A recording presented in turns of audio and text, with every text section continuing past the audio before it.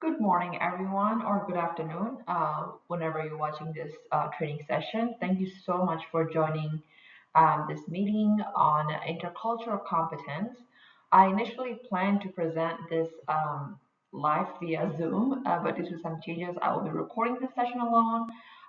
Even though this is a recorded session, I want to make sure it remains as interactive as possible. So throughout the training, I'll be asking questions and giving you prompts to think about it. So please feel free to pause the video at any time to reflect on these questions and write down your thoughts. Having a pen and paper or a digital note-taking tool, whatever convenience for you, will be very helpful. So yeah, thank you so much for joining. Before we begin, I would like to take a moment to read the land acknowledgement. Portland State University is located in the heart of downtown Portland, Oregon, in Multnomah County. We honor the indigenous people whose traditional and ancestral homelands we stand on, the Multnomah, Catlemet, Clackamas, Tumwater, Watlala, bands of the Chinook, the Tualatin, Kalapuya, and many other indigenous nations of the Columbia River. It is important to acknowledge the ancestors of this place and to recognize that we are here because of the sacrifices forced upon them. In remembering these communities, we honor their legacy, their lives, and their descendants. So, why are we reading the Land of Acknowledgement? Reading the Land of Acknowledgement is an important practice that recognizes the indigenous people who have stewarded this land for generations. It acknowledges their enduring connections to the land and their ongoing contributions to our communities. By doing so, we pay respect to their history, cultures, and traditions.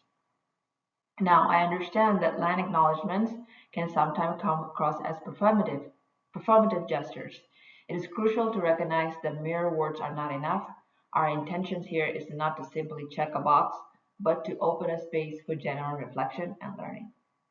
So, as myself, who is non-native inhabitants of this land, it is my responsibility, and if you are non-native as well, it is also your responsibility. So it is our responsibility to accept and be open to receiving whatever the indigenous communities have to share.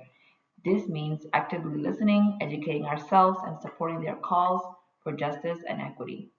By truly understanding and respecting their perspectives, we can work towards meaningful reconciliations and solidarity. So let's us approach this land acknowledgement with sincerity and a commitment to learning and action. So we must honor the past, recognize the present, and strive for a more equitable futures. So yeah, today agenda will cover a range of essential topics to help us understand and apply to our basic intercultural competence in our daily lives and work. So the first thing on agenda is, of course, this is not live Zoom, so we're not going to do introduction, who's in the Zoom meeting, but we'll dive into a brief meditation to center ourselves and to prepare for our learning journey. So yeah, so that after that we'll dive into culture, and racism, biases. We'll begin by exploring the fundamental concepts of culture, racism, and bias. And understanding these concepts is crucial as they form the foundation of intercultural competences. And then we'll dive into what intercultural competence means after that, and why it is important, and how it can positively impact our interactions with others. And then we'll also engage in activities to enhance our understanding of intercultural competency, followed by quizzes and videos to reinforce our learning. And we also will discuss practical applications to help us navigate intercultural situations more effectively. So yeah, so make sure to have a pen, paper ready, and then also please feel free to take break during these sessions because we will talk about a lot of intercultural competence in practice. where there will be focus on real world scenarios and examples to illustrate how intercultural competence can be practiced in various settings. And then we'll take some time for reflection, allowing us to process the information we've learned and consider how can we incorporate these concepts into our lives. And last but not least, we will end with a quiz. There will be a lot of quizzes, not only one quiz. So just a heads up to assess our understanding of the topics and covered today. And I encourage everyone to actively participate and keep an open mind throughout the sessions.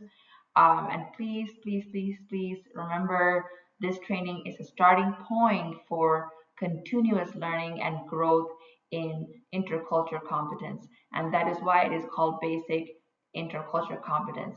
The learning doesn't end here. So please remember that.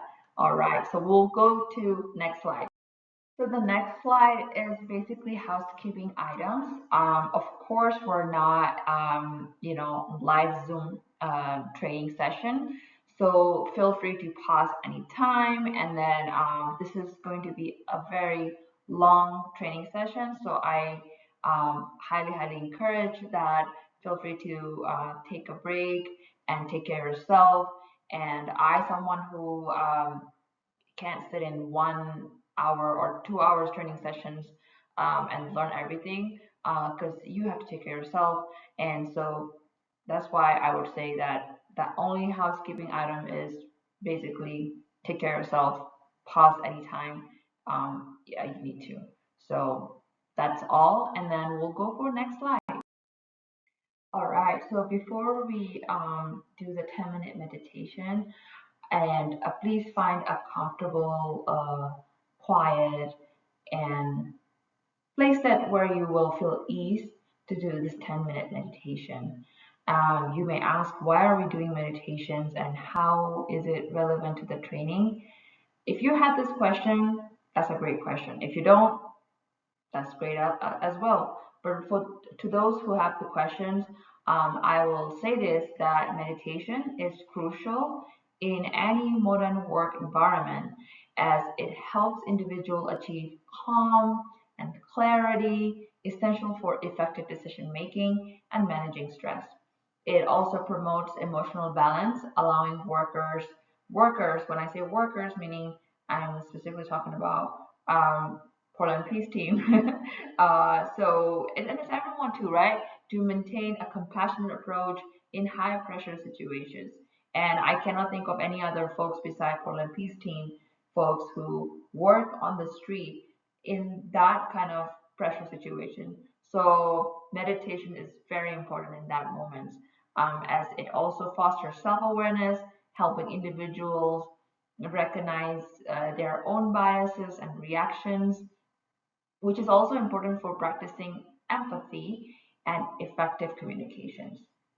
And enhanced communication is another benefit, as mindfulness improves listening and interaction skills, building better relationships with colleagues and folks that you meet day to day on daily basis, right? Additionally, meditation reduces stress and prevents burnout, maintaining mental health and overall well-being. So the focus and presence cultivated through meditations enable whoever's working on that high pressure situations to respond thoughtfully rather than react impulsively, enhancing their overall effectiveness and productivity. So now take a moment, 10 minutes of your time to click on this YouTube video and do the meditations. All right. I hope the 10-minute meditation was helpful. And now we will slowly transition to slide 6. This is slide 6. As you know, this is slide was meant for live Zoom sessions, but it doesn't mean that we can't do interactive sessions. So I would like to invite you to take a moment to reflect on your cultural identity. Please consider jotting down your thoughts on a piece of paper, more like journaling. Here's a couple of prompts that I have it on here, like where are you from? Are you from Portland? Are you from different state, different country? Share anything that you feel is necessary about your cultural identity, and then we will see you all on slides. Next slide. Thank you all for taking the time to jot down your, um, your identity and where you're from. And even if you didn't, it's okay. And I really appreciate that you're still here with me. And then on slide 7, where I'm going to introduce myself and share a bit about my background. So, hello everyone. My name is Hamida Del Mohammed. Today, my goal is to share with you my experiences as a Rohingya person and what I have learned through my research on basic cultural competence, which might assist you all in some way during the Portland Peace Team work. So I have a quick question for all of you. I'd love to know what you all think of my introduction and if there's any feedback and if is it too vague, too long? Was it detailed enough or not? What is your reaction? And please jot it down, and then I'll see you on the next slide. All right, so for now, I'm going to introduce myself again. Hello, everyone. My name is Hamidudin Mohammed. I go by she, her pronouns. My visual description is I'm a brown South Asian woman with mid-length hair and light caramel highlights. And I'm currently wearing a blue puffy jacket in my apartment living room. I'm a graduate student at Portland State University in the Conflict Resolution degree program. I am proud to say that I am the only Rohingya person in the graduate program at Portland State University. This is not because I'm unique, but rather due to the fact that our people were scattered throughout the world as a result of ethnic cleansing in our home country, which has led to high illiteracy rates among the majority of our population. Today, my goal is to share with you my experiences as a Rohingya person who has worked with a diverse community of Portland for a decade, and what have I learned through my research on intercultural competence, which might assist you all in some way during the Portland Peace Team work. I speak 5 languages, and my hobbies are dancing and drawing. Now, what do you all think of this introduction compared to the first one? Is it too long, very brief, vague, detailed, not detailed? Please take a moment. Please pause this video if you would like to jot it down. And then as you pause this video, I will continue to um, answer some of the questions that you may have. Why did I show two different introductions, right? So the purpose of showing you two different introductions has many reasons. Please pause this video and think of second around the intercultural implication of the first introduction and second introduction, which might have been appropriate in some cultures, but not for others, right? So if you didn't understand my first question, for those of you who have done peace work, peace presence at cultural events or sacred places such as synagogues, churches, or mosques, or have spent time working and living in other cultures, how would the first presentation and the second presentation, when I say presentation, I'm talking about my introduction, my first introductions and my second introduction would be perceived by individual audiences in those communities, right? So please pause this video and jot it down on your piece of paper or in your journal. And as you're doing that, I will provide my thoughts on this. Right? I'm sharing my thoughts. Why did I use this? Right? So everyone can have different perspective on this.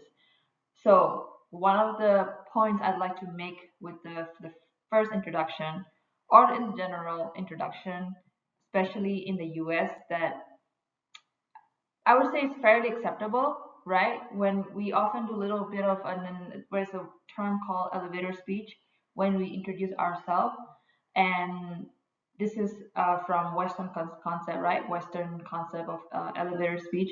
This is a way to establish credibility, authority, and share our experiences. However, in many cultures, this the elevator speech might perceive as bragging, arrogant, and overstating about oneself, right? They might assume that these are, valuable pieces of information rather than allowing them to make their own assessments.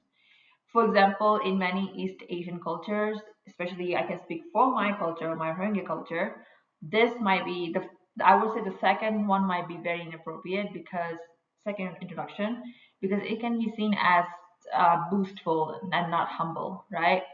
It doesn't wait to earn people's trust, but assume it will be given. Um, so basically, this is a little bit, message that I'm trying to share with everyone who's watching this um, training is that whatever your message trying to be tailored or whatever message you're trying to send out should be tailored to the audience, right? You need to think about what you say and how you say in a way that will maximize positive receptions, right? So this brings us the goals of what we're trying to do today. Recognizing that your intro cultural competence gained from your Poland Peace Team work and other cultural experiences is a valuable and distinct skills that you need to learn to use, right? So I'm going to tell my story with my research, and hopefully it will help you incorporate your intercultural competence as a way to practice. Then we will discuss how to use this intercultural competence for greater competitive advantage as you present yourself as Portland Peace Team ambassador at cultural events or on a daily basis when meeting people from different backgrounds. So this is not my goal is to not to tell you all that you all will feel, oh my gosh, like I learned so much. No, this is my goal is to like this is the first step, and then I hope that you all will continue to learn more after this training and keep improving yourself and keep growing and yeah and keep doing great work that you've already been doing by being in Portland Peace Team. And yeah, so I will go for next slide and then I'll see you then. So let's define what is culture, right? Culture encompasses religion, food, what we wear, how we wear it, our language, marriage, music, community, identities, and it's different all over the world, right? It creates artifacts we can experience like language, art, fashion, food, stories, and literature. But it is much more than that. Culture gives us our framing for the way we see and experience the world. It dictates meaning into things like our gestures, facial expressions, body language, and personal space. It creates the connotation behind tones of voice, volumes of speech, and our experience and emotion of colors. But it is also deeper than that. It defines our concepts, like what does it look like to be respectful or polite, how to be a good friend or a good student, or how a teacher should teach, what form of leader would I follow, and for that matter, what kind of follower should I be, or should I follow at all? Culture defines how late is too late and what reasons are good enough reasons. How do you build trust? What roles in life do parents and their children play? And at what age does what sort of responsibility set in? Culture goes deeper. It helps us shape our versions of right and wrong. It creates our biases for and against, and it builds our expectation around what should and shouldn't happen in any given context. It is often the answer to many of the human conditions why questions. In short, culture underpins everything we experience in life. No two people experience culture in exactly the same way their whole life. And I'll repeat that again. No two people experience culture in exactly the same way their whole life. Culture is fluid. The more we interact with people from other culture settings, the more our own fluid definition of our culture shifts, hardens, adopts, and rejects. So I'm sure many of you familiar with this iceberg. So when we compare culture to an iceberg, we begin to understand a very important quality that all cultures have in common. The most significant features of an iceberg is that most of it is under the water, and you can see only about 10 to 15% above the surface. The rest is a bit of a mystery. We know it's there, we just can't observe it easily. When we look at a culture, we find the exact same characteristics. And when you visit another country for the first time, you will notice lots of similar differences in how people dress, the food that they eat, the music they listen to, how they generally behave, right? And do things. These are the aspects of a culture that we can observe and experience easily using our five main physical senses. So let's look at some example of the types of things that we find above the surface, right? First thing will be the language. You might not understand it, but you can hear and see it. So it is obviously it's there, right? And next come all the different forms of art, including music, dance, cinema, painting, sculptures, theaters, and architecture, right? Cultures are maintained through their traditions, customs, and rituals. Closely linked to these are the different religions associated with particular cultures, right? Food is often central to a region identity, and what people eat, how they eat it, and who they eat with can give us insight into their way of life. How people from other places dress differently is also very noticeable at first, although maybe less so now than in previous era. So above the surface, we can also see a cultural institutions, which include its organizations, societies, laws, and practices. Lastly, on the iceberg, we can see manners, which basically refer to the ways in which people can be polite and show respect to those around them. But for a deeper understanding of a culture, we must take the plunge and find out what's going on below. Language is a fundamental part of culture and is the link between above and below the surface. As we begin to descend, we find the things that people think about and can probably describe or explain using their language. We have five examples on our iceberg: beliefs, ideals, norms, roles, and concepts. When we talk about beliefs, we're not just talking about religion. Religion is the institution we experience above the surface.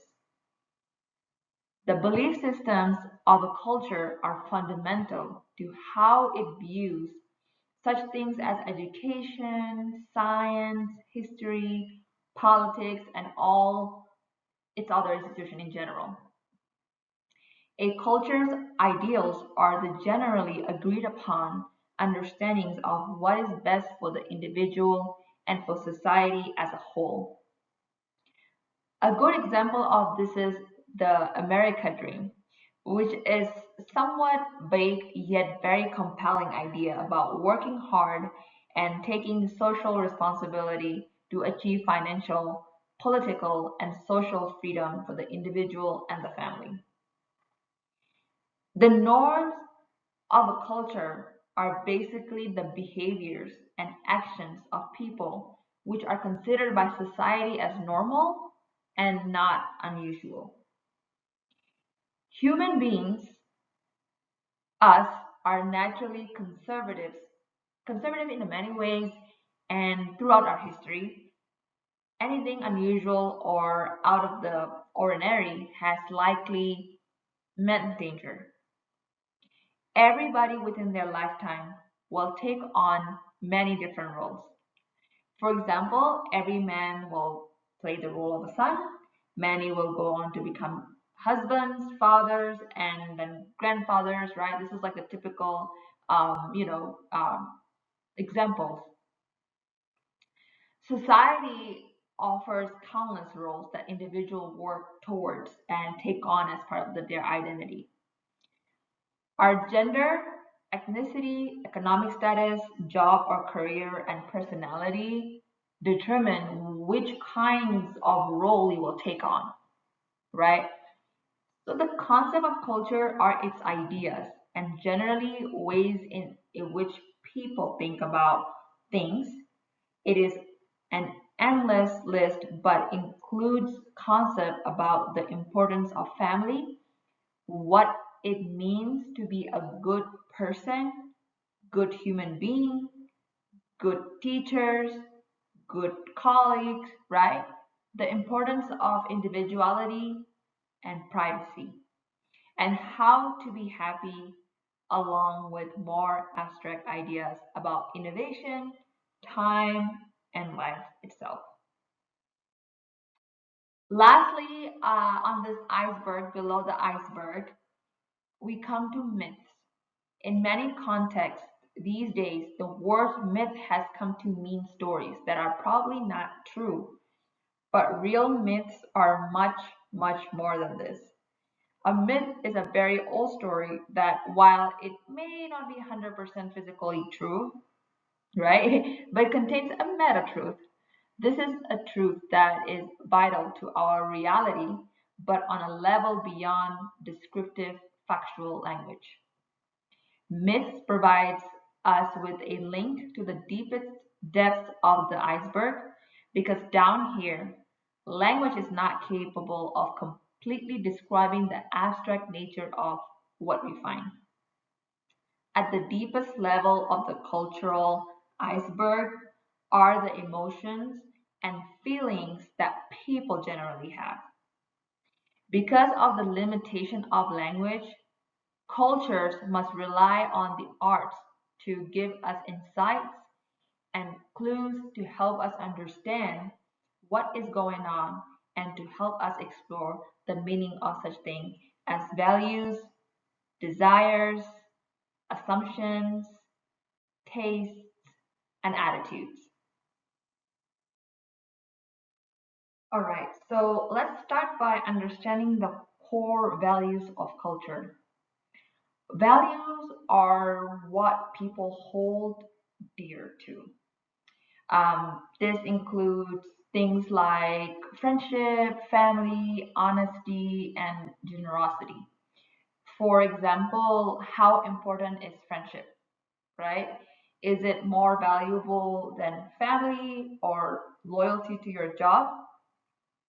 These values can shape the way we see and interact with the world. What do people want? On the surface, we might all wish to win the lottery, but what we truly desire are things that money can buy, like safety, convenience, and sometimes even companionship, right? However, there are important things that money can't always buy, like friendship, respect, health, and peace of mind. So, interacting with different cultures in intercultural competence, communication, we are often told not to assume things about others, right? Yet in reality, we all make assumptions every day. We all make assumptions. There's no such thing as I don't make assumptions. We all do, right? So for example, we assume the light will turn on when we flick a switch. What's important is how we react when our assumptions are challenged, right? Our attitude, our attitude is how we think and feel about something, which can be positive or negative, right? So if someone's attitude doesn't align with the majority of their culture, it can make life uncomfortable for them and others around them. And I'm telling you some from my personal experience that I cannot agree more with this line, right? So, like I said, if someone's attitude doesn't align with majority of their culture, it can make life uncomfortable for them and others around them. And then taste, right? Tastes refer to what people like and dislike. This includes preferences in food, fashion, music, movies, and even the people we interact with, right? Then comes the external influences on culture, right? Culture is also influenced by things beyond its control, like climate and geography, right? For example, compare a cold, mountainous village to a tropical coastal city. The challenges this individual, you know, countries will face will be different, right? And then followed by communications and economics today, right? We have powerful way to communicate, right? There's intense competitions happening to control information, which shapes our culture as well, right? Economically richer, more powerful cultures often influence others, right? So then we also want to, you know, be aware and be, also like, educate that like technology, right? Since ancient times, human innovations has rapidly advanced. So as technology continues to develop at a fast pace, it's natural to wonder how our cultures will adapt to these changes. So in summarize, think of a culture like an iceberg, right? What we see above the surface are the visible behaviors and practices. But below the surface lie the deeper values, thoughts, and feelings that are very difficult to observe and understand most of the time. So, as I was sharing earlier on the previous slide, how, a lot of time when we look at the culture, we looking at things that flowing above the iceberg, right? Things below the iceberg is very difficult to observe and understand. So what happened, right? So a lot of time we get uncomfortable to open to other cultures, right? So I'll dive into, you know, the share by sharing what happened when you don't open to other cultures, right? And everybody will agree with me that not opening up to other culture can cause misunderstanding, right? So understanding and appreciating different cultures is essential for effective communication and reducing misunderstandings. When we're not open to other cultures, we risk misinterpreting behaviors, communication styles, and traditions of people from diverse backgrounds, right? This can lead to stereotypes, biases, and conflicts that hinder collaboration and mutual respect. So, embracing culture openness allows us to understand and appreciate the richness of diversity. By being open, we can foster better relationships and create a more inclusive environment where everyone feels valued and respected. Openness to culture differences help us to learn from one another and work together more harmoniously, right? Please remember that basic cultural competence is not just about knowledge, but also about attitude and willingness to engage with others respectfully and empathetically.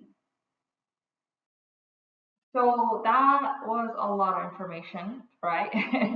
So let's take a few moments, right? Pause this video to reflect on the following questions. We'll do a self-reflection activity here.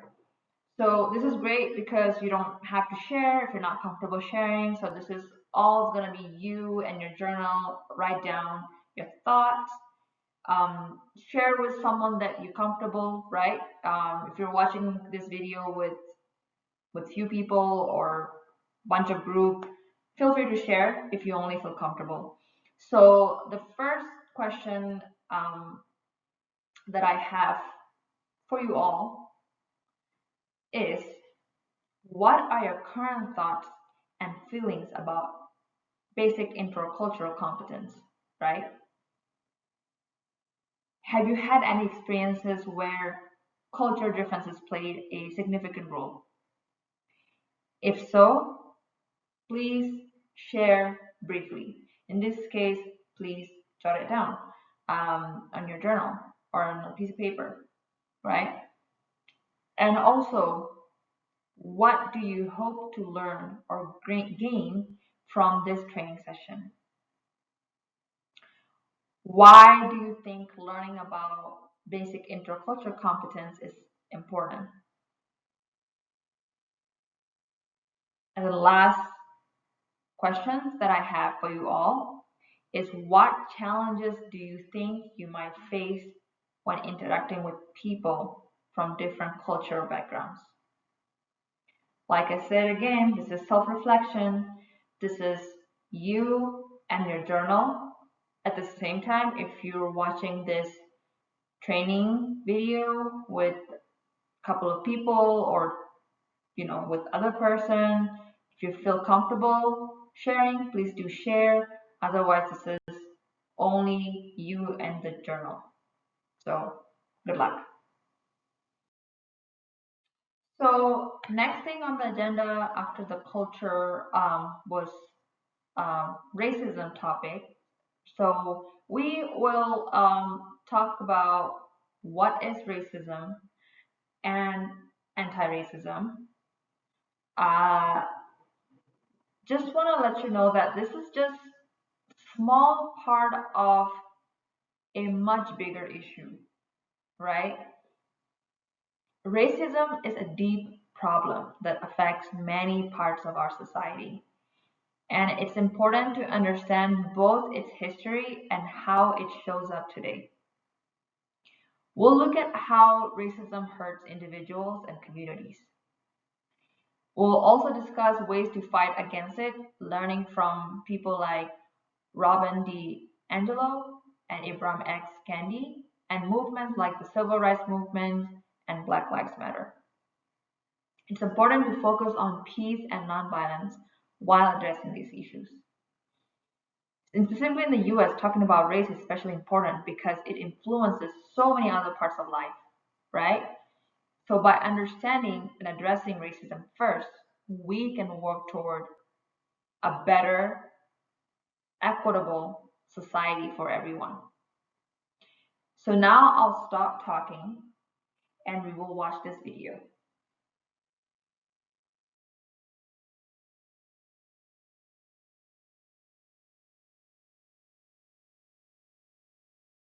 Right, welcome back, and I hope that video was helpful. I personally thought I learned so much from that video. So let's take a moment again. Feel free to pause while jotting down this thought. So let's do reflection on this video. So what thoughts and feelings do you have about people from different cultures? That's question number one. Question number two, how did Baratunde approach in this video make you think differently about race and racism? And third question for your journal is, what are some easy things you can do inspired by Baratunde's video's message to help create a more inclusive and respectful society? So let's take about 5 minutes or so and then jot down, and then I'll see you on the next slide. So before we dive more into and learning more about basic intercultural competency, let's understand why is it important to learn more about the history of racism.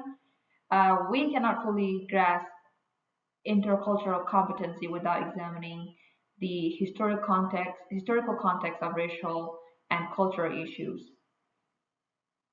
History provides many examples of racism that have deeply affected societies around the world.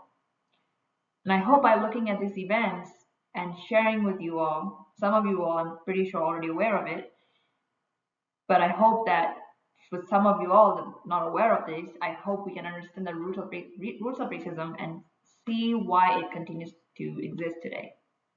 This knowledge is crucial for understanding the basic concept of intercultural competency training and to also addressing these issues effectively, right? So let's explore a few significant historical examples that highlight the pervasive nature of racism and its long-lasting impacts on various communities. So starting with transatlantic slave trade. Starting in the 16th century, millions of Africans were forcibly taken to the Americas and sold as enslaved people. This brutal practice was justified through pseudoscientific theories that claimed racial hierarchies, dehumanizing African people, and perpetuating systemic racism. Then colonialism. Powers colonized large part of Africa, Asia, and Americas, often exploiting and oppressing indigenous populations. Colonialism imposed foreign control and cultural dominance, leading to long-lasting social and economic disparities. And then apartheid in South Africa. From 1948 to the early 1990s, South Africa enforced a system of racial segregation known as apartheid. This system severely restricted the rights of non-white citizens, institutionalizing racial discrimination and inequality. Then there was also Japanese internment camps. During World War II, the US government forcibly reallocated Japanese Americans to internment camps due to racial prejudice. This unjust action was driven by fear and suspicion, stripping Japanese Americans of their rights and freedoms. These examples highlight the systematic and institutionalized nature of racism throughout history. What I'm sharing here are just the tip of the iceberg. I'm sharing tip of the iceberg so that we understand these events to help us recognize the deep-rooted issues that continue to affect societies even today. It also underscored the importance of intercultural competency in addressing and dismantling racism. So, to gain a deeper understanding, I encourage you to participate in workshops on racism and reframing workshops. These workshops provide valuable insights and tools to further your knowledge and commitment to creating a more inclusive and equitable world. Because the talk, the the historical example that I just shared, it doesn't end here. So I highly encourage, if you haven't taken any of the workshops around racism and racial justice, I highly encourage you to either take the workshops or do research. Google is free. Please educate yourself. And then we'll move to next slide. So on previous slide, we looked at historical example. Now let's take a look contemporary example of racism, right? That we still face today. So understanding these current problems is really important for building basic intercultural competency and creating a more inclusiveness in the future. Systemic racism in the US means that there are built-in inequalities within our institutions, like schools, workplaces, housings, healthcare, and the justice system. People of color often face disadvantages in these areas because of these ingrained biases. Recognizing and addressing systematic racism is a key part of understanding basic intercultural competency. Then racial profiling, right? This is when law enforcement target people of color more frequently for stops, searches, and arrests based on stereotypes and biases. It's unfair and creates mistrust in communities. So basic intercultural competences help us understand and respect people's diverse experiences, reducing the use of harmful stereotypes. Xenophobia and Islamophobia, especially after 9/11, there was a big increase in negative feelings and policies against Muslim communities in America. This kind of prejudice is called xenophobia and Islamophobia, and it can lead to hate crimes and discrimination. Intercultural competency teaches us to be more understanding and accepting of a different cultural and religious backgrounds. Racism in sports. Racism also shows up in sport, where athletes of color might face racial abuse and discrimination. This is a reminder that racism can be found in many areas of life. By promoting intercultural competency, we can work towards making all environments, including sports, more inclusive and respectful.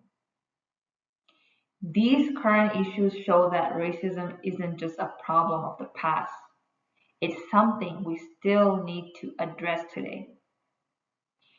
By understanding these contemporary forms of racism, we can better equip ourselves to challenge and dismantle them.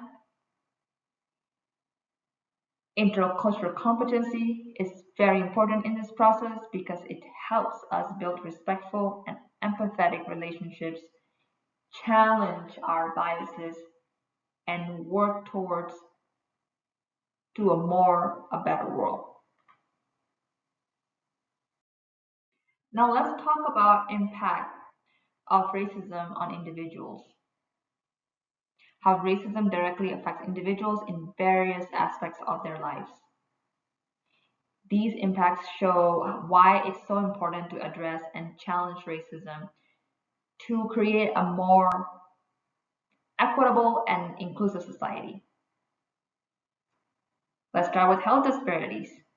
Racism significantly impacts health outcomes for individuals. People of color often face barriers to accessing quality healthcare, which leads to higher rates of chronic diseases, mental health issues, and lower life expectancy. For example, systematic biases can result in unequal treatment in medical settings, meaning people of color might not have received the same level of care as others. This contributes to ongoing health disparities that affects overall well-being. Economic inequality. Racism also played a major role in creating economic disparities. Discriminatory practices in hiring, promotions, and pay can limit opportunities for people of color, resulting in lower income and economic instability. This inequality means that individuals might struggle to advance in their careers or access quality housing, perpetuating cycles of poverty and limiting economic growth for these communities. Psychological effects. The psychological impact of experiencing racism can be profound. Individuals who face racism might develop anxiety, depression, and decreased sense of self-worth. The constant stress of dealing with discrimination and bias can lead to long-term mental health issues, affecting personal well-being and quality of life. It's important to recognize these effects and provide support to those who experience them. Lastly, social exclusion. Racism can lead to social exclusion, where individuals are marginalized and isolated from social networks and resources. This isolation can limit their access to opportunities for education, employment, and personal growth. It can also create a sense of loneliness and detachment from the broader community, making it harder for individuals to build supportive relationships and thrive.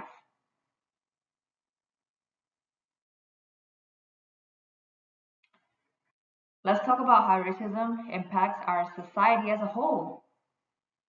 These societal effects are a big deal and show why it's so important to address and combat racism to build a stronger, more cohesive, inclusive, equitable community for everyone.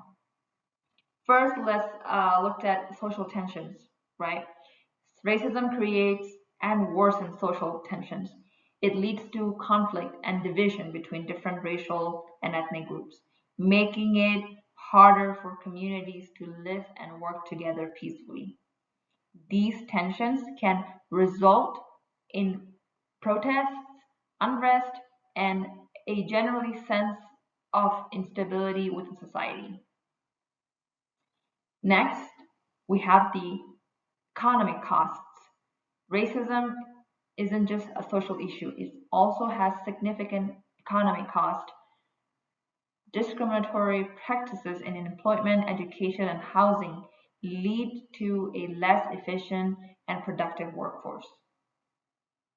When people are excluded or marginalized, society losses out on their potential contributions.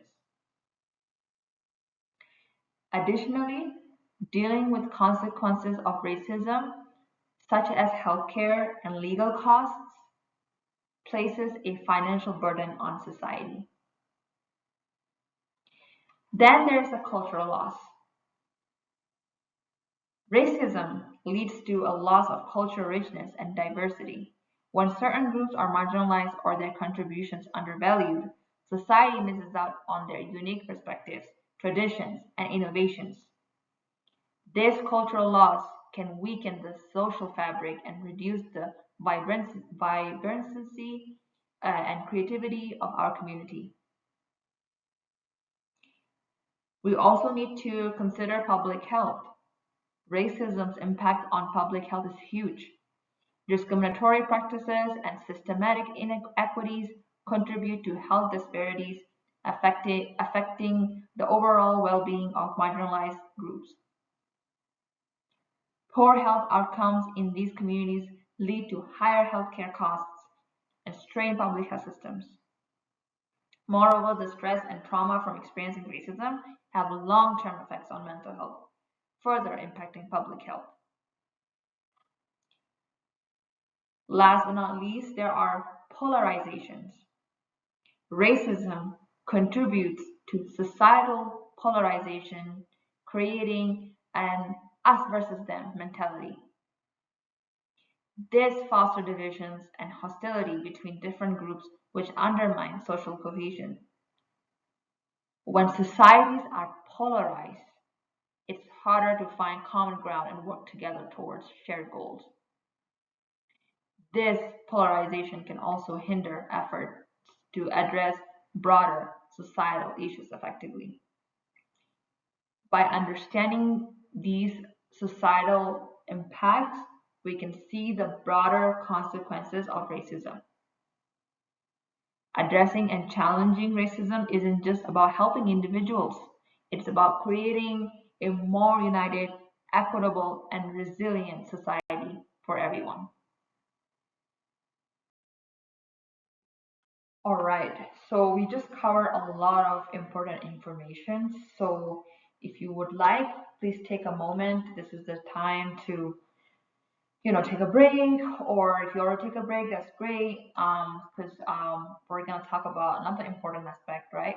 So, like I said, we just cover a lot of important ground, looking at the historical and contemporary examples of racism and understanding their profound impacts on individuals and society as a whole. Now, let's shift gears a bit and dive into another crucial aspect of basic intercultural competency, and that is understanding and recognizing biases. So, what is bias? The definition of bias is an unsupported judgment, an automatic association in our brain that demonstrates underlying attitudes in favor or against other people. It happens outside our conscious awareness and affects how we relate to and react to others. In other words, we all have biases. We all have biases, but most of the time we are not aware of them. Biases are preconceived notions or attitudes that we hold, often without even realizing it. These biases can influence our thoughts, behaviors, and decisions in subtle but significant ways. It's important to recognize that everyone has biases. Everyone, including myself, you, and everyone that you know. But being aware of them is the first step towards minimizing their impact. All right, let's talk about type of biases. There are several types of biases that can affect our interactions. Here are a couple of key examples. First one, unconscious bias, also known as implicit bias.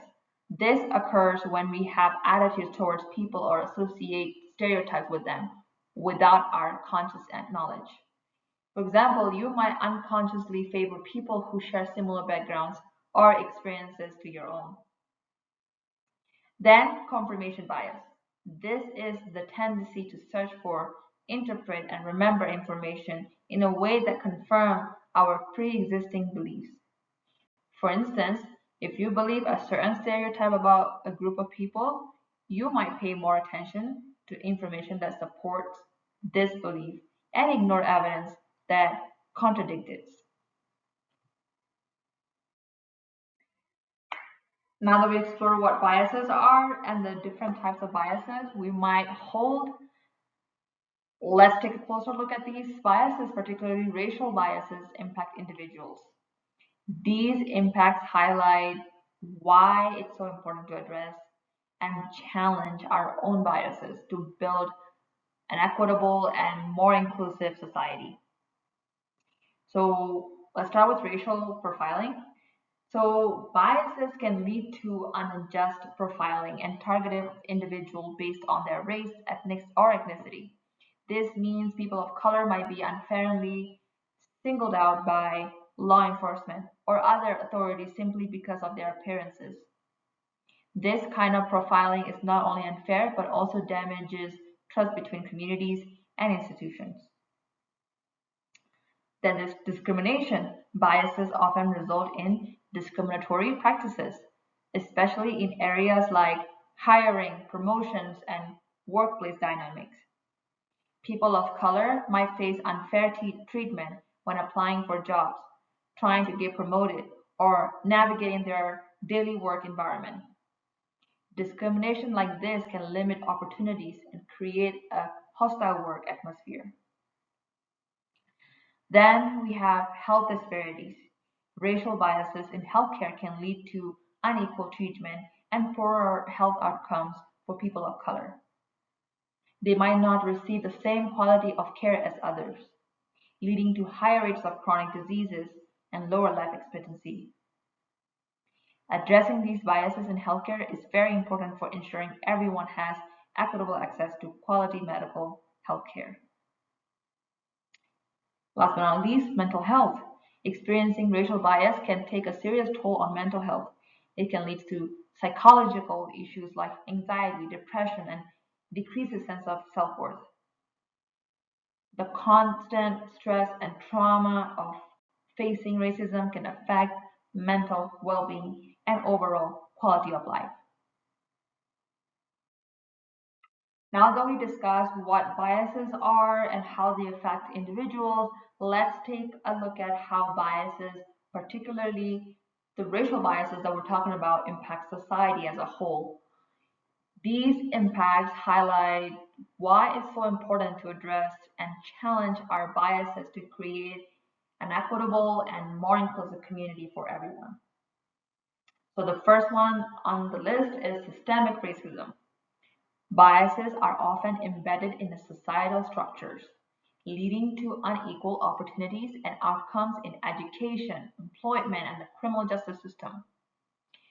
This means that people of color can face systematic barriers that limit their chances for success and perpetuate cycles of disadvantage. These biases in the system can result in fewer educational opportunities, higher unemployment rates, and disproportionate incarceration rates for marginalized groups. Then there's a social inequality. Biases contribute to socioeconomic disparities that marginalize communities of color and perpetuate poverty. Discriminatory practices in housing, employment, and education create a maintained economic gaps between different racial groups. This inequality traps many people in a cycle of poverty, making it difficult for them to improve their socioeconomic status and access better opportunities. Cultural division. Biases foster divisions and tensions between different racial and ethnic groups, leading to social unrest and fragmentation.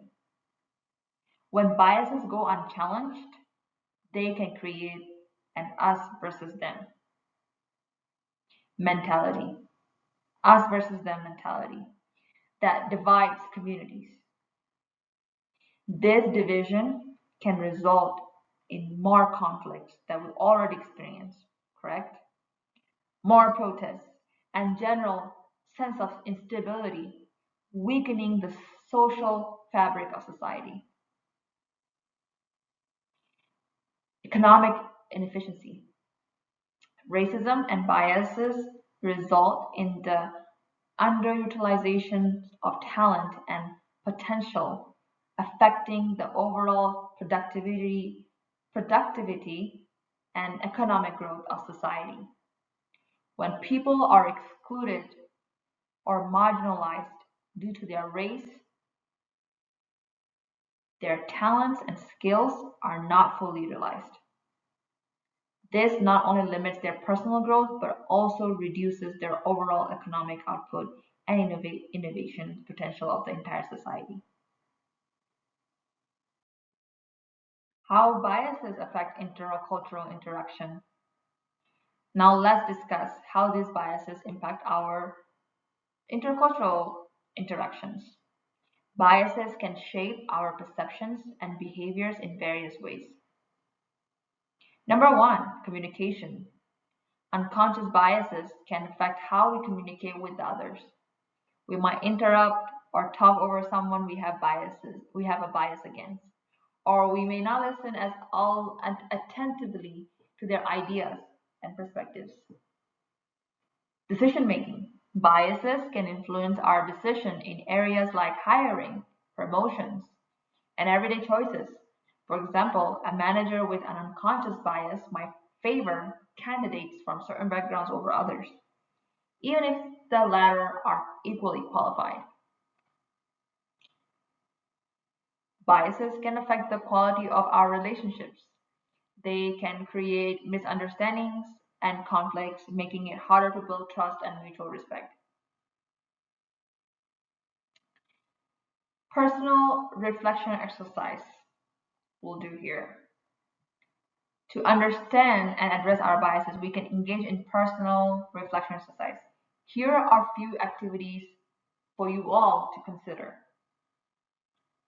Journaling, we've been doing a few activities on by journaling, by jotting down our thoughts and stuff.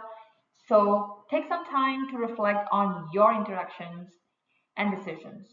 Write down instances where you might have acted on a bias and consider how you could approach similar situation differently in the future. If you're alone watching this training, jot it down. If you're watching this as a group or with someone else, feel free to share if you're comfortable. And there's also bias tests. There are various online. You can type on Google bias test, and that can help you identify your unconscious biases. These tests can be an eye-opening experience and provide a starting point for addressing your biases. Diverse interactions. Make an effort to interact with people from diverse backgrounds. By exposing yourself to different perspectives and experiences, you can challenge your own biases and broaden your understanding. Understanding and recognizing biases is a very important step towards fostering intercultural competency. By being aware of our biases and actively working to address them, we can create more inclusive and equitable environments. Let's take these insights forward as we continue our journey towards greater intercultural understanding. Now that we've explored the impacts of racism and discussed some key anti-racism strategies and practices, let's take a moment to reflect on how all of these ties into the concept of intercultural competency. So, first let's revisit the civil rights movement. The civil rights movements of the 1950s and 1960s was a pivotal era in American history. Leaders like Martin Luther King Jr. and Rosa Parks led efforts to end racial segregation and discrimination. Through nonviolent protests, legal challenges, and grassroots organizing, they fought for equality and justice. These actions laid the groundwork for future anti-racism initiatives and are a powerful example of how collective action can bring about significant social change. Next, we have Robin DiAngelo.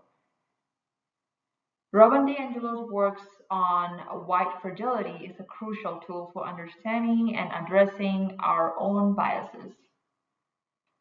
Her book encourages self-reflection and honest conversations about race. This kind of reflection is essential for recognizing our biases and working to overcome them, which is a key aspect of intercultural competency. Moving on to Ibram X. Kendi. Ibrahim X. Kendi book, How to Be an Anti-Racist, challenges us to go beyond just avoiding racism and to actively work against it. Kendi's practical advice on identifying and challenging racist ideas in our daily lives provides a roadmap for creating a more just society. This proactive approach aligns perfectly with the principle of intercultural competency, which emphasizes continuous learning and actively engagement in promoting equity. Finally, let's talk about the Black Lives Matter movement. The Black Lives Matter movement highlights the ongoing struggle against systematic racism and police brutality. By advocating for justice and equality, Black Lives Matter encourages us to listen, learn, and act in solidarity with marginalized communities. Supporting and understanding the aims of Black Lives Matter enhances our intercultural competency by recognizing the importance of equity and justice for all cultural groups. So, understanding these anti racism strategies and practices is crucial for fostering an inclusive society. But how do we tie this all together into our daily interactions? That's where intercultural competency comes in. Intercultural competency involves recognizing and valuing diverse perspectives, challenging our biases, and taking action to support equity and justice.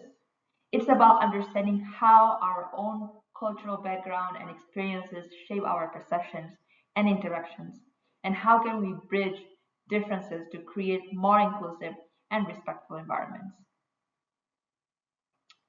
On the next slide, we'll dive deeper into what intercultural competency is and how we can develop these skills to better navigate our diverse world by integrating anti-racism strategies into our practice of intercultural competency. We can work together to dismantle racism and build a community where everyone is respected and valued.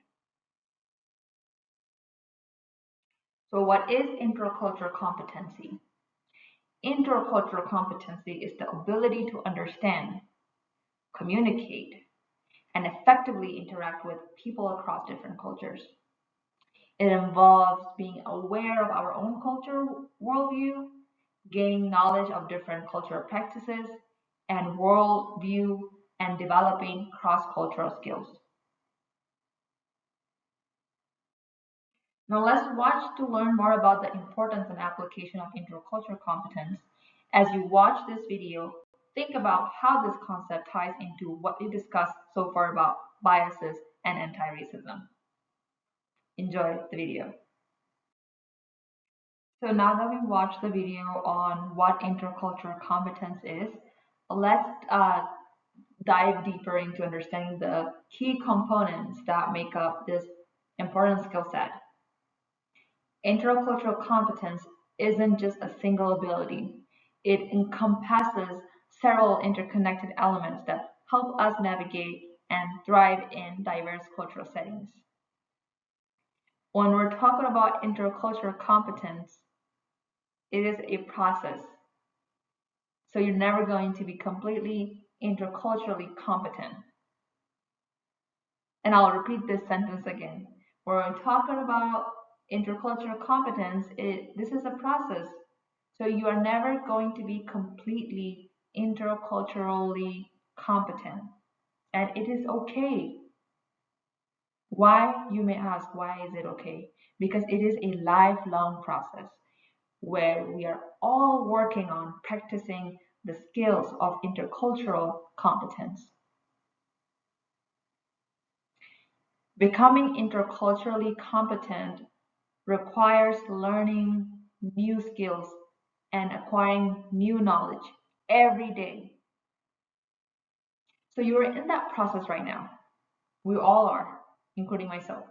We're acquiring the knowledge through this training itself, and then we're practicing the skills through our assignments. When I'm saying assignments, like we've done journaling.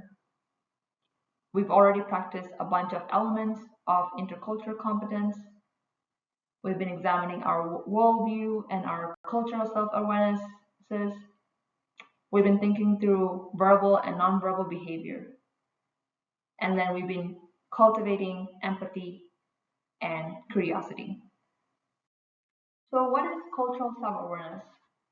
Cultural self awareness is the ability to observe, appreciate, and accept similarities and differences between cultures. When individuals have cultural awareness, they can acknowledge, respect, and build upon ethnic, social, cultural, and linguistic diversity as they think, feel, and act in their work and lives. Furthermore, cultural awareness involves being conscious of how our own organizational and national cultures impact our values, beliefs, biases, judgments, and behaviors. Developing this awareness is fundamental in achieving cultural competence. It enables us to better understand ourselves and others, and it also helps fostering effective communication and collaboration in diverse environments. Cultural awareness is also the first and most foundational element in achieving cultural competence. If you don't have it, it will be nearly impossible for you to acquire the skills and practices needed to develop cultural competence. When you are culturally aware, you will most assuredly better understand yourself and be much more interested in seeking out relationships, building connections, and collaborating with people from different cultural backgrounds. Why cultural self awareness? As we continue our journey in understanding cultural awareness, we encounter countless of opportunities to gain new levels of awareness and practice new depth of um, acceptance. Culture is a pervasive force that influences every aspect of human life. It shapes our personalities, affects how we express ourselves, guides the way we think and solve problems. Furthermore, culture play a critical role in how transportation systems function and are organized, as well as in the structure of economic and government systems. Its impact is vast and all encompassing, leveling no part of human life untouched or unaltered. By embracing these opportunities for growth in cultural awareness, we can foster a deeper understanding and acceptance of the diverse world we live in. Cultural has both visible and invisible factors. The cultural manifestations we see on the surface are the easiest to notice and get used to, while those that are hidden are more difficult to detect, understand, and effectively deal with. On the surface, we observe the ways people dress, talk, eat, relate to others, and behave in public. However, what is hidden beneath the surface are the ways people think, behave, teach children, relate to power, relate to time, and relate to culture. Therefore, culture encompasses all aspects of life, both visible and invisible. This includes coping mechanisms, beliefs, values, norms, practices, rights, customs, traditions, religion, expectations of others, language, and food, and there are more. Developing cultural awareness involves integrating an awareness of national, organizational, and personal values.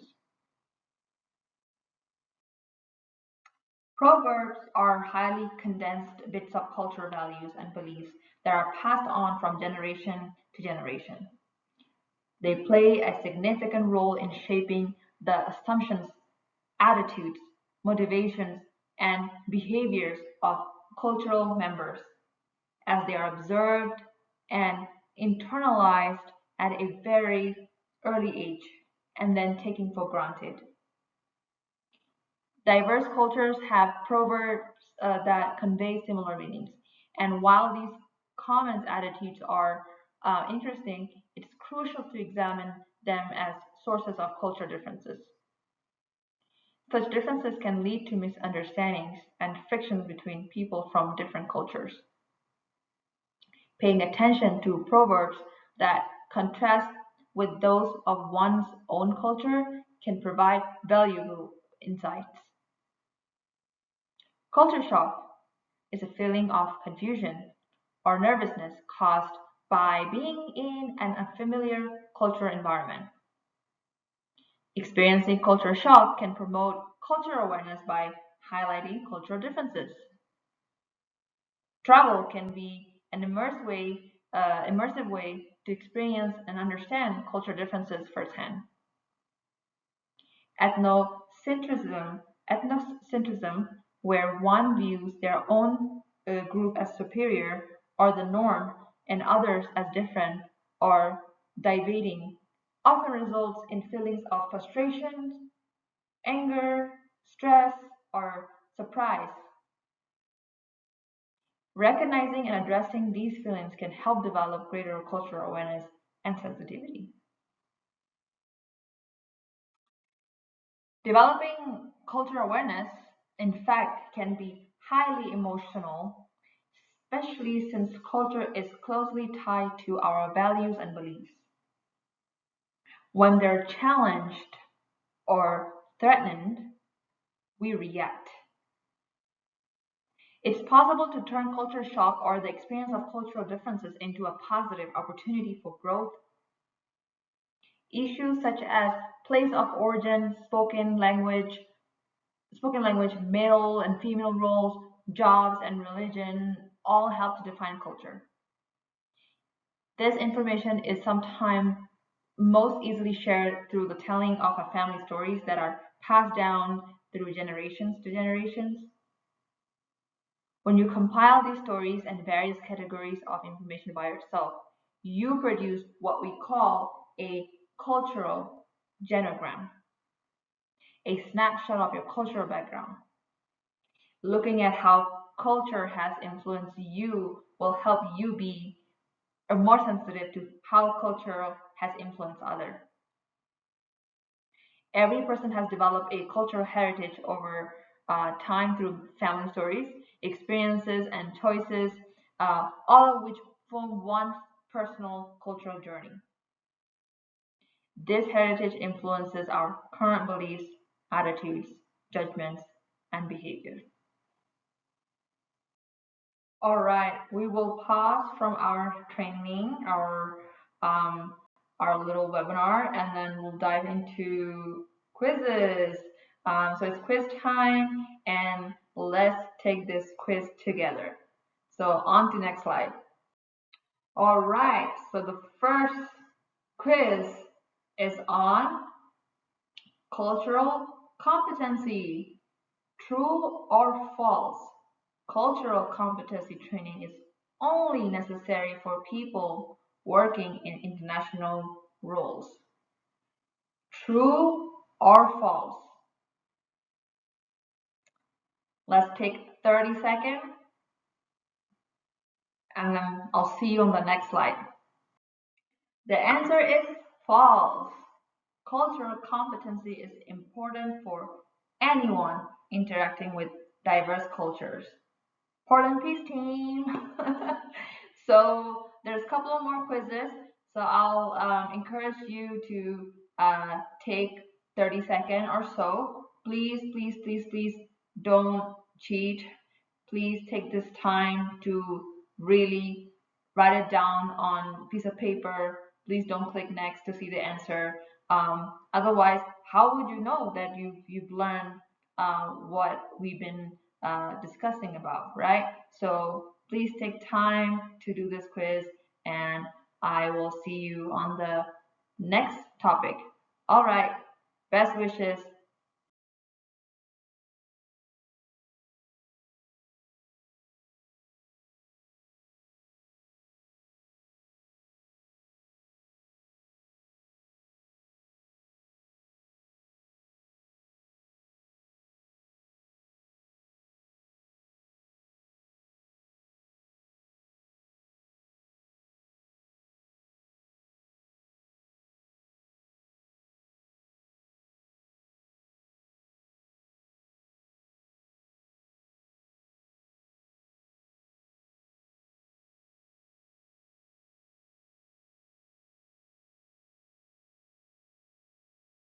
All right, so welcome back from taking the quiz. I hope that quiz sort of helped you a little bit, if not a lot, with what we so far been discussing about.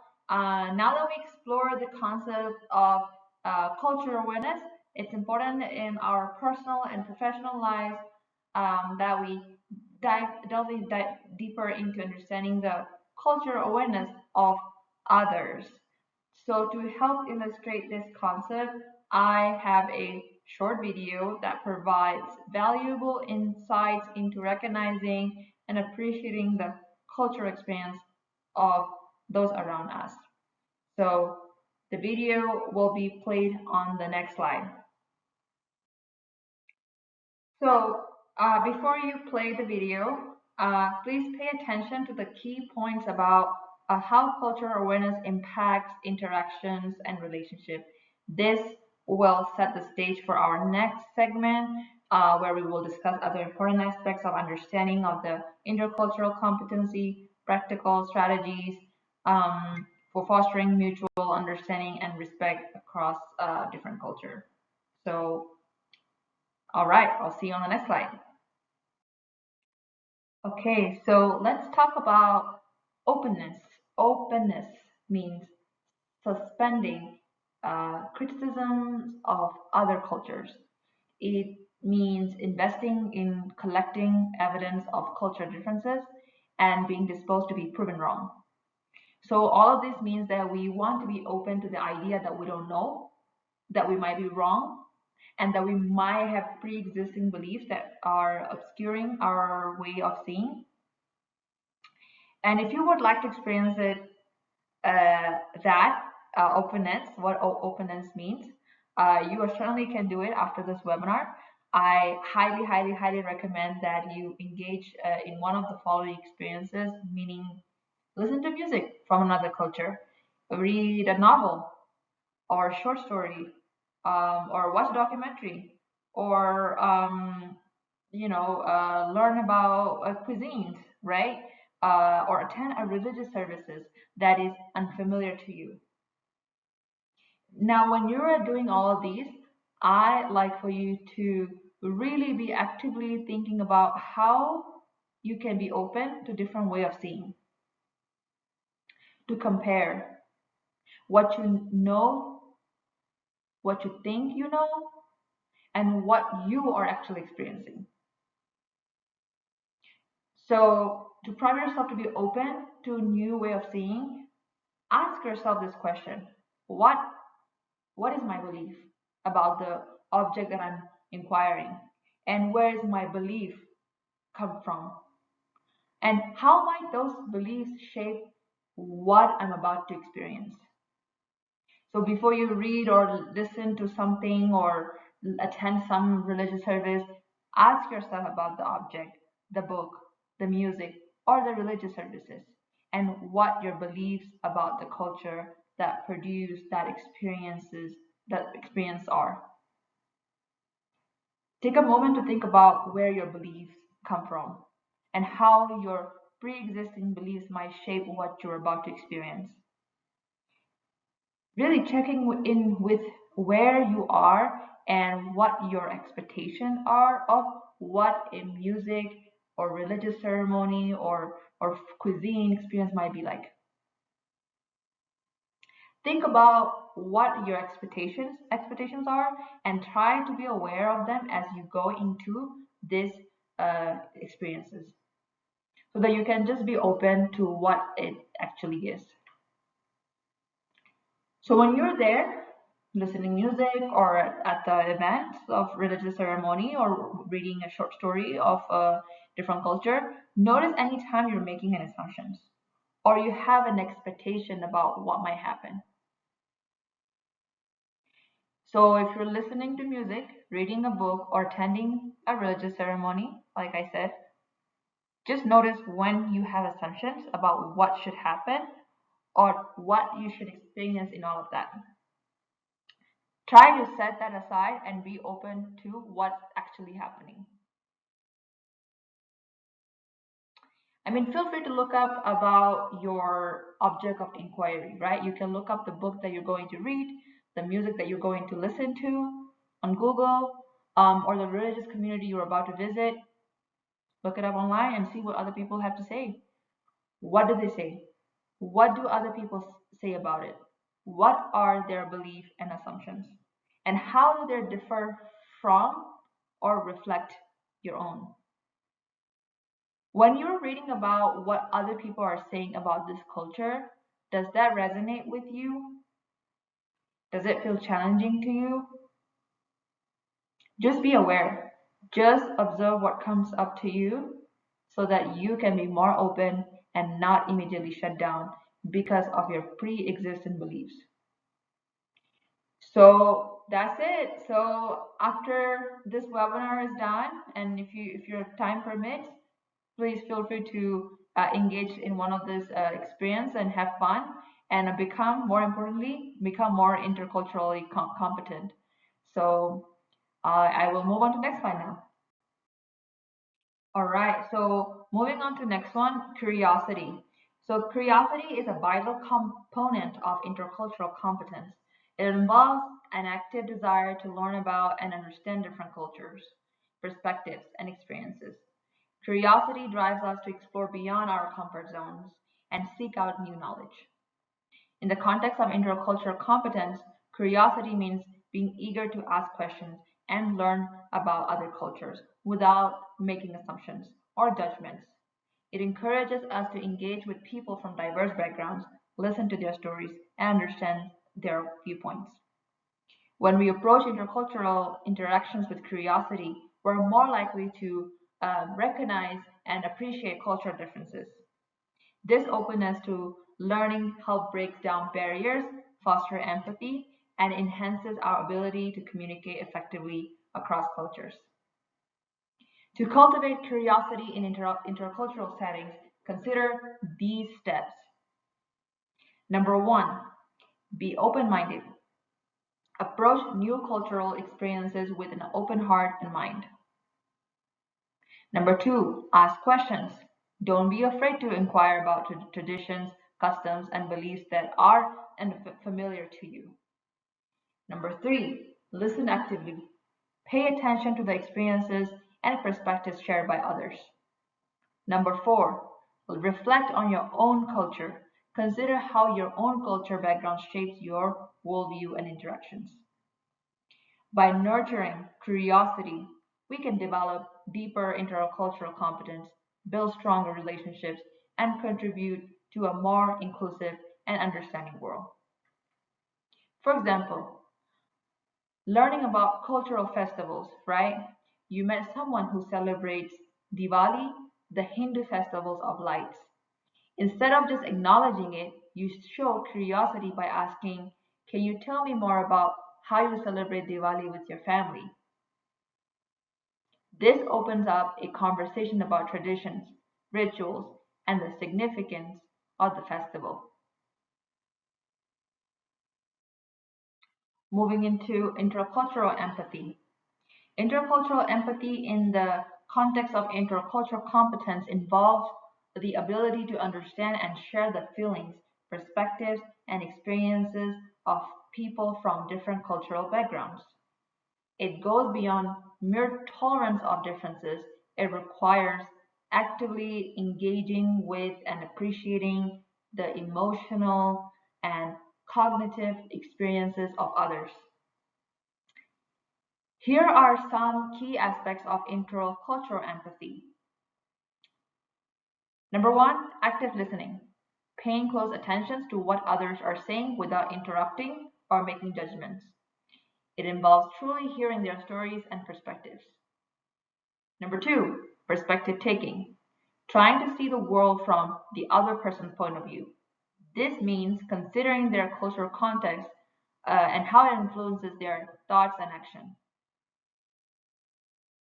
Number three, emotional resonance. Feeling and expressing genuine concern and compassion for the experiences and challenges faced by people from different cultures. Number four, non judgmental attitude. Avoiding snap judgments or stereotypes and being open to understanding the reasons behind cultural differences. Number five, respect and validation, showing respect for the cultural identities and practices of others, and validating their experiences as real and significant. Number six, cultural sensitivity, being aware of cultural nuances and adapting one's behavior to be considerate of others' cultures, norms, and values. Example of intercultural empathy. Imagine you have a colleague from a culture that values collective decision making, whereas you come from a culture that emphasizes individualism. An empathetic approach would involve understanding why your colleagues prefer group consensus and finding ways to incorporate this value into your collaborative work. Instead of insisting on your own way of doing things, you actively listen to their perspective, appreciate the importance of harmony in their culture, and suggest solutions that respect both culture approaches. By practicing intercultural empathy, you foster a more inclusive and harmonious environment where people feel valued and understood, ultimately enhancing your intercultural competence. Next slide. So let's talk about the most important. Everything that we've discussed so far are important, but this is very important. So intercultural competence also helps with the communication skills. And it's knowing how to communicate effectively and appropriately in a various cultural contexts. This competence is crucial in our 21st century international, not only locally, right? International level as well.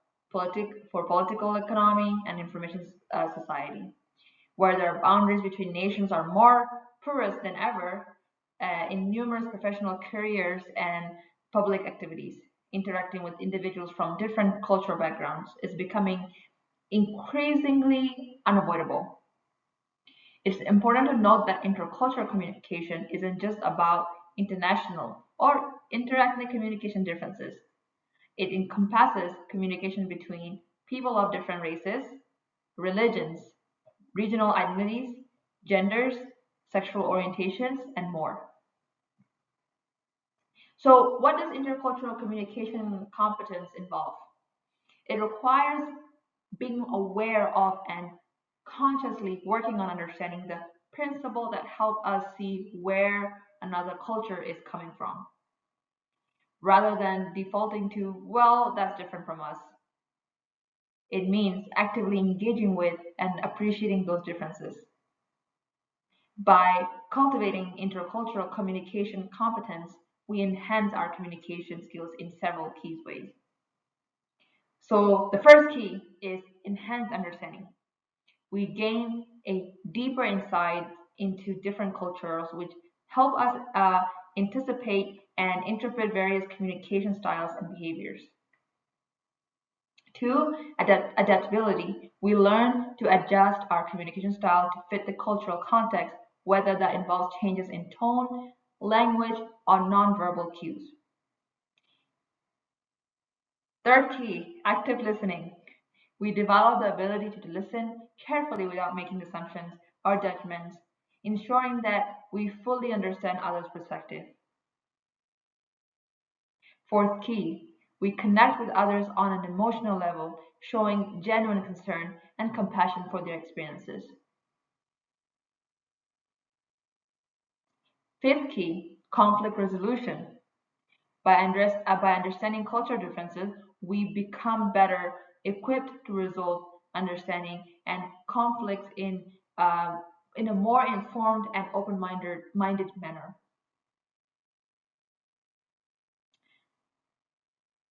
Sixth key, clarity and precision. We communicate more clearly and precisely, avoiding jargon and idioms that might confuse those from different cultural backgrounds. Cultivating these skills through intercultural communication competence not only improves our interaction, but also foster a more inclusive and respectful environment where everyone feels valued and understood. Now that we explored how intercultural competence significantly improves communication skills, let's delve into another crucial benefit, uh, enhancing adaptability. So let's recap our communication skills. As we discussed, intercultural competence involves understanding and navigating cultural differences, leading to improved communication. This includes active listening, cultural sensitivity, nonverbal communication, and more. These skills are essential for interacting effectively with people from diverse backgrounds. Transition to adaptability. But communication is just one aspect of how intercultural competence shapes our interactions. Another equally important benefit is its role in enhancing our adaptability. In today's interconnected world, being able to adapt to new and diverse environment is extremely important for both personal and professional success. Understanding diverse perspectives. Intercultural competence help us gain a deeper insights into different cultural perspectives, which is the first step towards becoming more adaptable. By understanding where others are coming from, we can adjust our behavior and communication styles to fit various cultural contexts effectively. Flexibility and problem solving. With a deep awareness of different cultural norms and practices, we become more flexible in our approach. This flexibility is crucial for adapting to a new environment, whether it's a new country, a multicultural workplace, or different social settings. Additionally, interculturally competent individuals excels at navigating and resolving conflicts arising from cultural misunderstandings, further enhancing their adaptability. Emotional intelligence and openness to change. Intercultural competence also improves emotional intelligence, helping us to understand and manage our emotions while empathizing with those from different cultural backgrounds. This emotional awareness helps in adapting to diverse emotional climates in various cultural settings. Moreover, it fosters an openness to new experiences and change, making it easier to accept and integrate into new cultural environments. Effective communication and cultural awareness. Enhanced communication skills such as active listening and cultural sensitivity enable us to connect and collaborate more effectively with people from different backgrounds. This communicative adaptability is extremely important for functioning in multicultural settings. Finally, awareness of our own culture biases and the ability to see things from other cultural viewpoints help us adapt our behaviors and attitudes, ensuring respectful and effective interactions in diverse environments. By developing intercultural competency or gaining the knowledge of intercultural competence, we become more adept at adjusting to new cultural contexts, whether in personal, educational, or professional settings, or wherever you might be at. This adaptability not only enhances our interactions, but also broadens our perspectives, making us more resilient and effective in this diverse world. I would also like to provide a very quick overview on high and low context cultures. So, in intercultural competence training, it's very important to understand the differences between low context and high context cultures. These concepts help us navigate and adapt to various communication styles. What is low context culture? Low context cultures, they are very direct, right? The way they communicate is very direct. Messages are explicit, clear, and straightforward, and they represent individualism, emphasize on personal achievements and goals.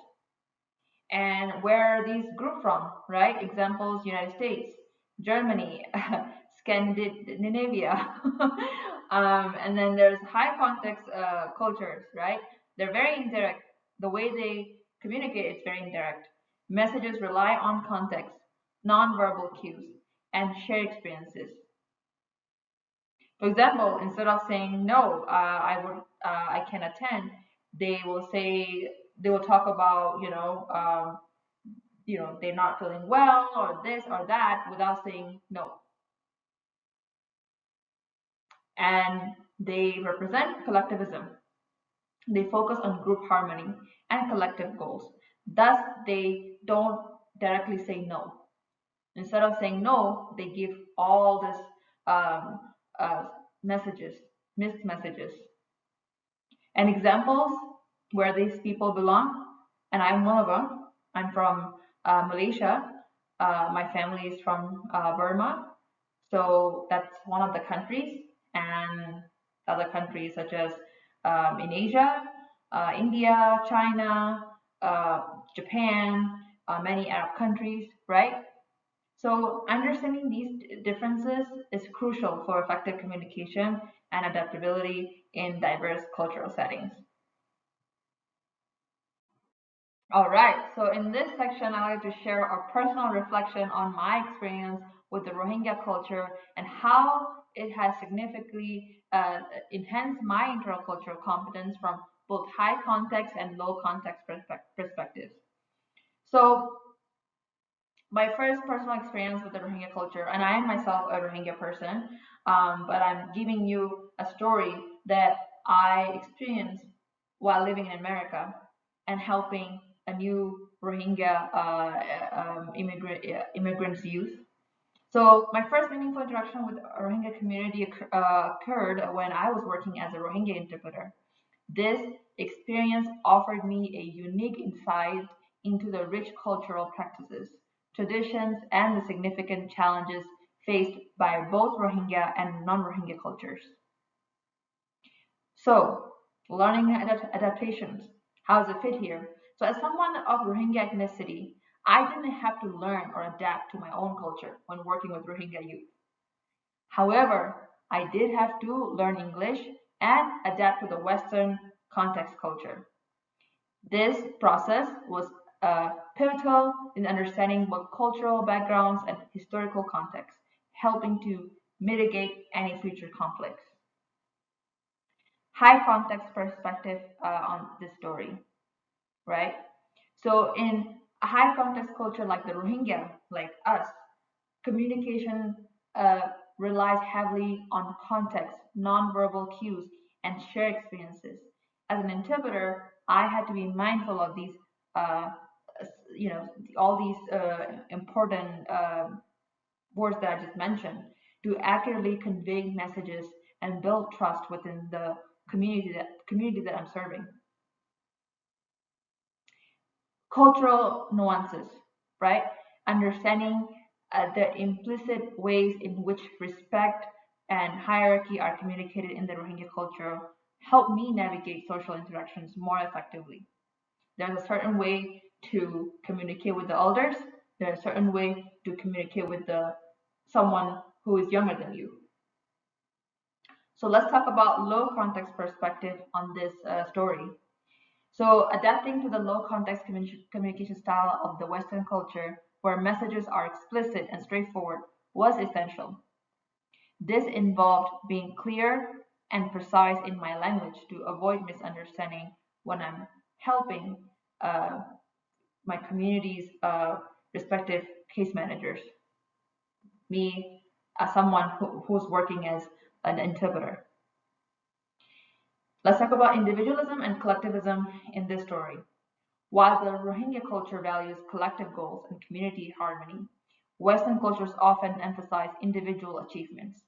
Balancing these perspectives was crucial in my role as an interpreter, ensuring both cultural contexts were respected. Let's give you all an example of cultural conflict that occurred. One notable experience involved a conflict between Rohingya youth and their foster parents.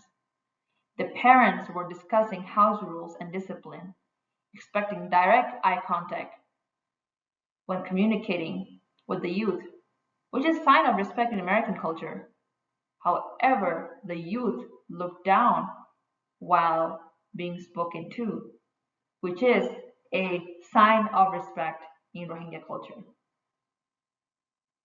So the youth were looking down when the foster parents were talking to them. These cultural differences led to increased conflict as the parents perceived the lack of eye contact as rude or evasive. So, what was my role as a Rohingya interpreter? As the Rohingya interpreter, my presence was crucial in resolving this conflict.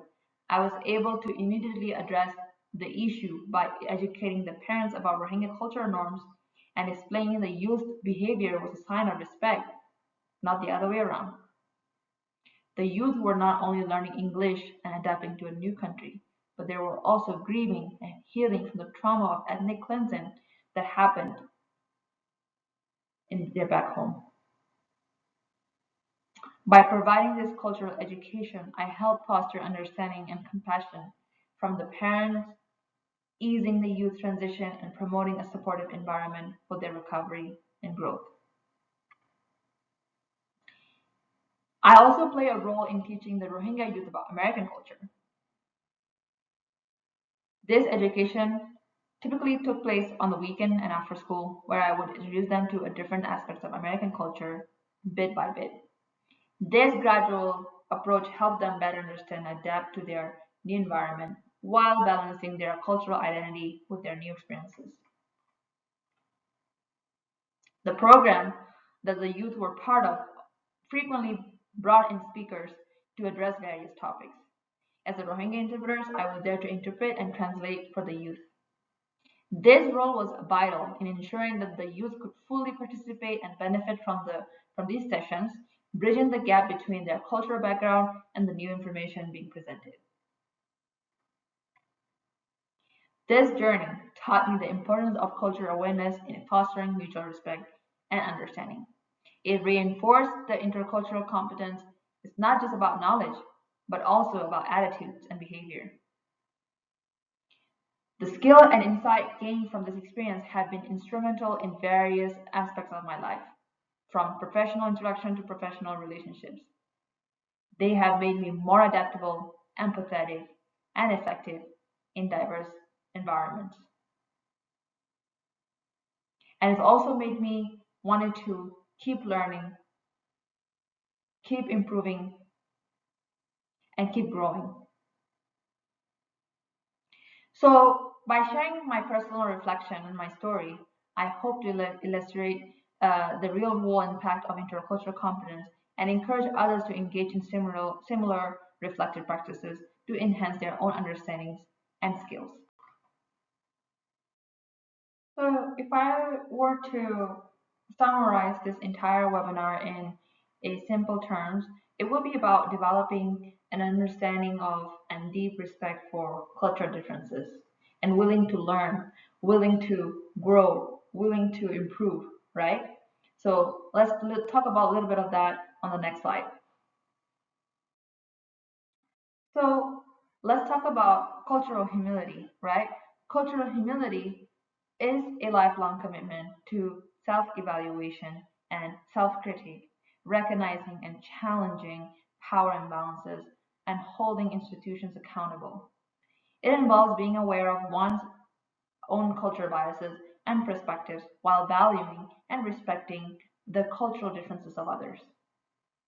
Rather than mastering a list of cultural traits, cultural humility emphasizes, like I talked about it a couple of slides ago, openness, curiosity, and willingness to learn from others. They are also known as 5 R's of cultural humility. Number one, respect. Show genuine respect for all cultures and individuals. Second R, reflection. Continuously reflect on your own cultural experiences and biases. Third R, responsiveness. Actively listen and respond appropriately to others' cultural needs. And then there's fourth, right? Reciprocity. Engage in meaningful two-way exchanges where all parties can learn and grow. The last R, resilience. Maintain the strength and flexibility to adapt and persevere in diverse cultural interactions. So, by incorporating these principles, you can foster, I can foster, we all can foster a more inclusive and understanding environment in anything that we're doing, right? From providing training to providing peace present or at work or, in conflict or anywhere that you are.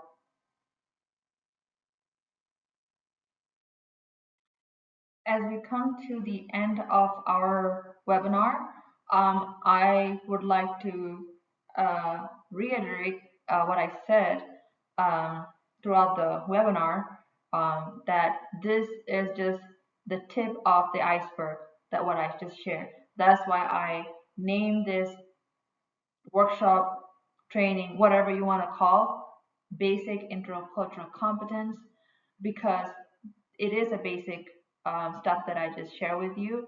And I want to share with you all that this webinar doesn't end here. It starts at the end of this webinar. And I hope that everyone continues to keep learning, keep growing, keep improving, and keep adapting.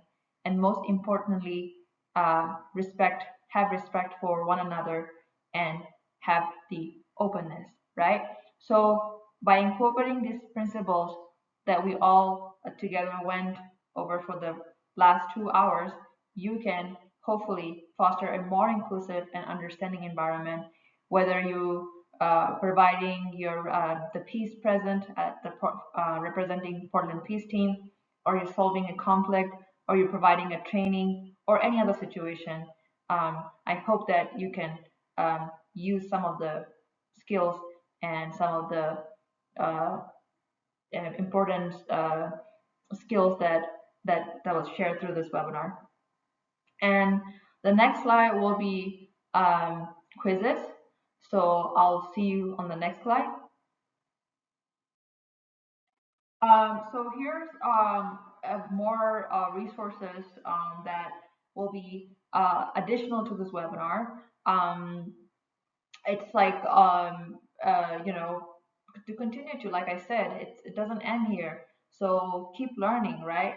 So copy the link on the Google, and then or type on Google, do you know what you don't know? It's a great application that sort of like help you again go through what we just learned.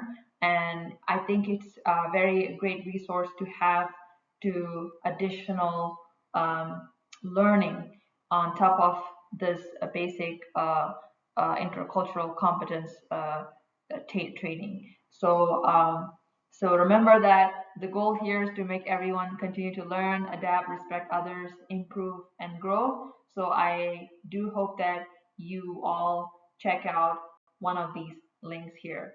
So I'll see you on the next slide. All right. All right, quiz time. Basically, this is the end of the webinar. The quizzes are more of to for us to help us if we have, if we have basic understanding of what we learned so far or not, right? So that means please don't look at the answer of the next slide, okay? So don't cheat, and I hope you enjoy um, the questions that I created for the to the quiz, and I will see you on the next slide. All right, so let's start with the first quiz question. Which of the following is true regarding developing cultural competency? Is that A, developing cultural competency is a simple process? Or is it B, understanding one's own culture is the first step in developing cultural competence? Or C, learning cultural competency is a one-time process? Or D, interactions with individuals from various cultures do little to expand knowledge of cultural competency. If you're doing alone, write it down on your journal or on the piece of paper. If you're doing as a group or with another person, keep the answer to yourself and then hang on to the next slide. The answer is B. Understanding one's own culture is the first step in developing cultural competence. If you got the answer B, great. If you didn't, that's also great because I have more questions on the next slide. And I want to take this moment to thank each one of you for watching this webinar, and then really appreciate each one of you who wanted to do better for the world, right? If you're watching this webinar, whether you're part of Portland Peace Team or not, whether you working in a mediation center or not, whatever profession you are in, I really appreciate you because I know that you wanted to do better for the world. So thank you so much for watching this webinar. And if you have any questions related to any of the slides that I talked about, please email me. If you have any feedback, please let me know. And don't forget, keep learning, keep growing, keep improving, and keep adapting. So yeah, and I hope you all have a great day, a great evening, great morning, and please, please, please complete the quiz and take care.